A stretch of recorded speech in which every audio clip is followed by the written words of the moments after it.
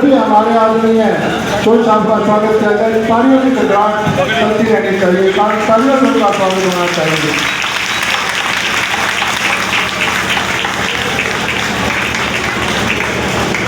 ये उत्तराखंड हमारी बात, ये मेरे रिश्तेदार हैं मान साहब।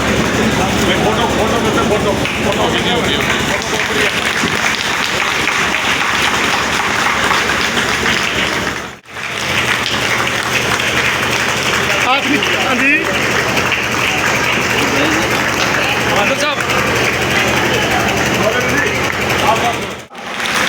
तालियों की गड़गड़ाहट चालू रहनी चाहिए ताकि वो पता लगे शोज साहब को को कितना स्वागत करते हैं, कितना चाहते हैं।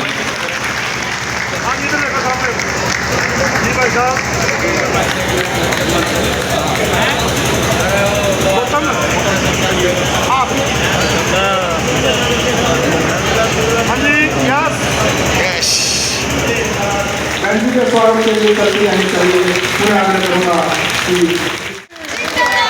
जो समाज के विभिन्न वर्गों के हकों की आवाज को पूरी निडरता के साथ बुलंद करते आए हैं, जिनकी प्रगतिशील विचारधारा हम सभी को विकास के पथ पर अग्रसर होने के लिए प्रेरित करती है। आज उन्हीं चौधरी वीरेंद्र सिंह जी का संगठन कार्यालय में आने पर हम संगठन के सभी सदस्य हार्दिक आभार व्यक्त करते हैं।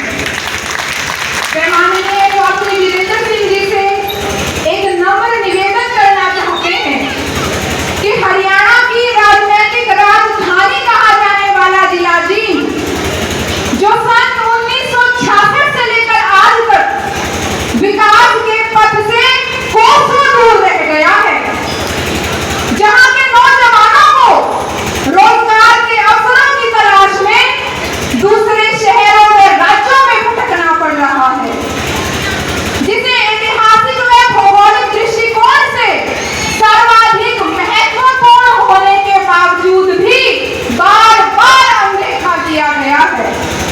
यह असहनीय पीड़ा जिला जींद के हर व्यक्ति के मन में बरसों से घर कर चुकी है और इस पीड़ा को जिला जींद में इंडस्ट्रियलाइजेशन, रोजगार प्रदान करने वाले राष्ट्रीय अंतर्राष्ट्रीय स्तर के पर्यटन केंद्रों की स्थापना के माध्यम से ही सुख, शांति व समृद्धि में परिवर्तित किया जा सकता है।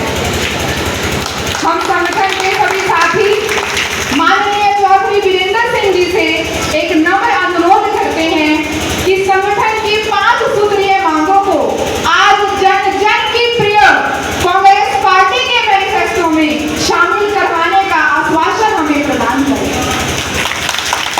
इस मंच के माध्यम से मैं जिला जींद के हर वासी से भी बस यही अपील करना चाहती हूँ कि आए हम सब मिलकर इस संघर्ष के पथ पर मां जयंती की इस पावन धरा को उसका गौरवमय स्थान दिलाने के लिए इसी प्रकार एकजुटता के साथ दिन रात मेहनत करते रहें। आप सभी के इन हौसलों का, आप सभी का इन जज्बों का मैं हृदय की गहराइयों से बार बार धन्यवाद करती हूँ। हमारे भाइयों से तमाश है, हमारी जो माताएं, हमारी जो बहनें बेटियां बैठी हैं, इनसे हमें बहुत उम्मीद है कि ये सोच के साथ कि अपने एरिया का जो हमारी बांगल की धरती से पैदा हुआ किसान गरीब मजदूर का मसीहा, उनके लिए अब जब संसद में प्रधानमंत्री होते हरियाणा विकास संसद भाई को आज भी देख लो थोड़े से। जिस दिन यहाँ अनाज मंडी में प्रोग्राम है उस दिन भी हमारी बहनों ने 2 अक्टूबर की मेरी आवाज सुनो वृंदा के साथ ढोल लगाने से हमारी बहुत बहनें ज्यादा थी, भाई कम। इनको पता है, ये पढ़ी लिखी है कि हमारा जो भला इस एरिया का कर सकता है, जो भी वीरेंद्र सिंह कर सकता तो सबको भला नहीं कर सकता। छोटा भाई हो, नौजवान हो, उसके मान सम्मान की लड़ाई लड़ते हैं। मैं अपनी एक बात बताता हूँ, अमित शाह तो आज हिंदुस्तान के दूसरे नंबर के आदमी, जिस दिन रैली थी पर्यटन स्थल तथा धार्मिक स्थल बनवाए जाए, जींद में हांसी रोड स्थित, बीड़ में राष्ट्रीय स्तर का चिड़ियाघर बनवाया जाए, जिला जींद को एनसीआर से बाहर करवाया जाए, क्योंकि एनसीआर की वजह से नौजवानों को रोजगार पर असर पड़ रहा। चाहे ईंट भट्ठे वाले हों वो भी अप्रैल में चला सकते हैं, चाहे गाड़ियों वाले, ऑटो वाले जो भाई गुजारा करते 10 साल में कबाड़ में चली जाती है। और हमारे जो साथ लगते जिले, चाहे हिसार है चाहे कैथल है, वहाँ 15-15 साल गाड़ियाँ चलती है। और जो रोजगार एक तो छोटी फैक्ट्री है उनकी बहुत ज़्यादा बाध्यताएं हो जाती है। एक हमारी मांग, हमारी जो बहनें बेटियां यहाँ बैठी हुई है, इनके लिए एमएलए और एमपी के चुनाव में 50% का आरक्षण करवाया जाए। आप हमारे अनुरोध पर, हमारी प्रार्थना पर संगठन के सभी साथियों के बीच में आए हैं और सभी महिलाएं, सभी हमारे साथियों को, पूरा जीत जिले को आपसे बहुत ज़्यादा उम्मीदें हैं। तो हम आपसे प्रार्थना करते हैं कि इसको कांग्रेस के घोषणा पत्र में शामिल करवाने देखिए आप थोड़ा दूर हो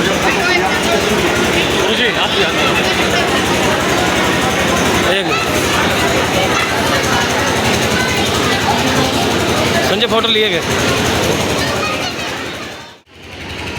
पंडित जी आपने तो ये भीड़ में एक के बाढ़ लागू बता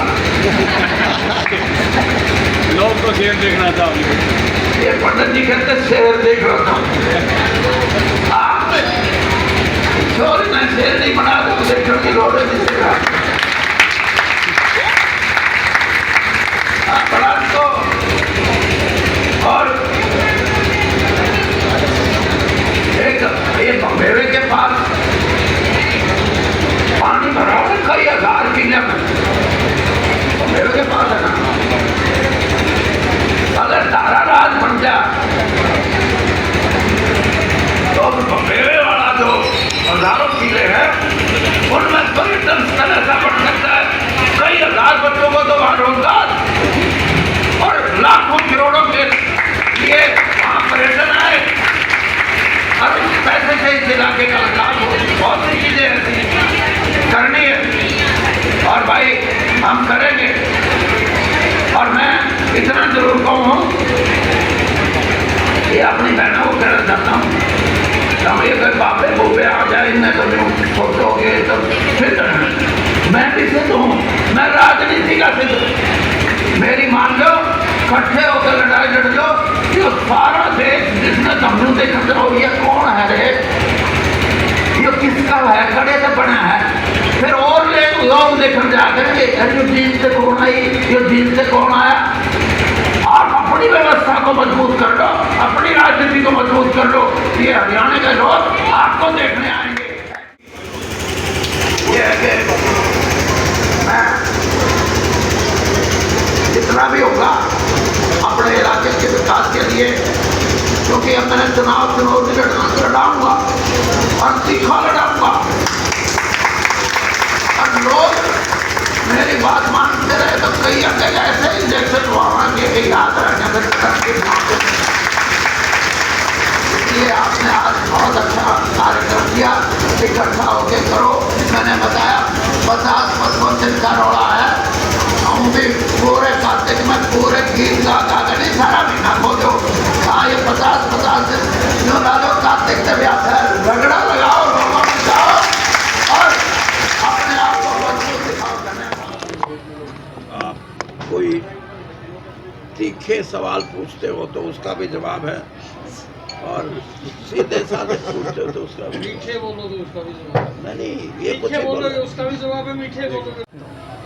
इसलिए आज इनकी छुट्टी है, शुरू से लेके और आखिर तक कुछ ही बोलता हूँ। चौधरी साहब, कांग्रेस अब जो है लोकसभा चुनाव तो उसमें मजबूत हो पाएगी, अब जो विधानसभा का चुनाव है किस तरह के मजबूत होगी, जो युवाओं की जो दौड़ है अब की बार कांग्रेस की तरफ रुख है युवाओं का। देखिए, लोकसभा का चुनाव एक इतना प्रत्यक्ष परिणाम है, प्रमाण है, जिससे आप ये कह सकते हो कि भारतीय जनता पार्टी से समाज का बहुत बड़ा अंग अब विरोध में है, उनकी नीतियों की वजह से, उनकी कार्यशैली की वजह से और उन्होंने कुछ ऐसी चीज़ें की जो हमारी संस्कृति और सभ्यता का साथ नहीं है। जैसे कोई धर्म की राजनीति को आधार मान के अगर सत्ता हासिल करने की बात करता है, तो हरियाणा की जनता ने कभी ऐसी शक्तियों को बर्दाश्त नहीं किया। और इसके आगे आगे फिर एक और बात भी चलाएं, वो जात पात की बात पैदा करके समाज को बांटने की बात करें और उस बटे हुए समाज में एक हिस्से को अपना वोटर बनाने की कल्पना करें। ये सारी चीज़ें हरियाणा की जनता 10 साल में नकार चुकी है। ना तो हम धर्मांधता को बर्दाश्त करता हरियाणा का आदमी, साधारण आदमी भी, और ना ही जातिवादी राजनीति का समर्थक है। जातिवादी राजनीति में आप एक जाति की वोटों से कभी सत्ता हासिल नहीं कर सकते। एक ऐसा वातावरण आपको बनाना पड़ता है जिसमें हर एक कोई अलग है। वो एक बहुत पुरानी 550-600 साल पुरानी किताब है, राजनीति में लिखी हुई। उसमें जो किसी को अच्छा राजनीतिक बनना होना, तो वो उसमें ये लिखा है कि the Prince should not be popular among the individual, collectively also he should be popular. तो मतलब ये कि सबको साथ लेके बात करें तो लोग कहे वो बड़ी आदमी है, और एक से पूछे वो भी कहे वो बहुत बड़ी आदमी है। लेकिन ये सामाजिक रूप नहीं हरियाणा का आदमी बर्दाश्त करेगा कि जाति विशेष को निशाना बनाएं और विभाजन की तरकीब ऐसी हो जिससे कि जातीय जो हमारा सद्भाव है वो खराब हो। और इन चीज़ों को रिजेक्ट कर चुके हैं। आपको असली मिसाल मैं बता दूं, पिछले साल जो नू के अंदर जो घटना हुई थी, नू में जैसे ये चलाया गया कि यात्रा, उससे पहले कोई इतिहास नहीं है ऐसी यात्रा का, लेकिन वहाँ की डेमोग्राफी को देखते हुए कि वहाँ सामाजिक संगठन और कौन कौन जातियाँ विशेष हैं या कौन से धर्म के लोग विशेष हैं, वहाँ तनाव पैदा करने की स्थिति पैदा की। और वहीं के लोगों ने इकट्ठा होकर सामाजिक रूप से ये कहा कि आप हमारे सामाजिक रिश्तों को खराब मत करो, हम बर्दाश्त नहीं करेंगे ऐसी राजनीति जो धर्म के नाम से हमारे को बांटने की कोशिश। तो इसे हीरो के रूप में काम करेंगे। हीरो कौन सा हो? देवानंद है। नेतृत्व होगा ना सर। दीपेंद्र हुड्डा का ऐसा नहीं है। दीपेंद्र हुड्डा हो, भूपेंद्र सिंह हुड्डा हो, शैलजा हो, और रणदीप हो, कैप्टन क्या नाम है, अजय यादव, कैप्टन अजय यादव हो, और भी कई कैप्टन हैं। तो ऐसे जो लोग हैं सब अपने अपने तरीके से प्रयास कर रहे हैं। और मैं क्योंकि अब भारतीय जनता पार्टी से आया हूँ, तो मैं ज़्यादा हीरो तो नहीं बन सकता, लेकिन मैं इन सब को यही कोशिश करूँगा कि इकट्ठे होकर पार्टी के प्रयास, इकट्ठे होने का मतलब ये भी नहीं कि एक स्टेज पर सारे अपना, इकट्ठे मतलब दूसरों का प्रयास है उसको भी सराहना करो और अपने आप भी प्रयास करो। ये एक नज़रिया होना चाहिए। और बंट के अगर कोई बात होती है तो उसका फ़ायदा नहीं होता, पार्टी को, संगठन को फ़ायदा नहीं होता।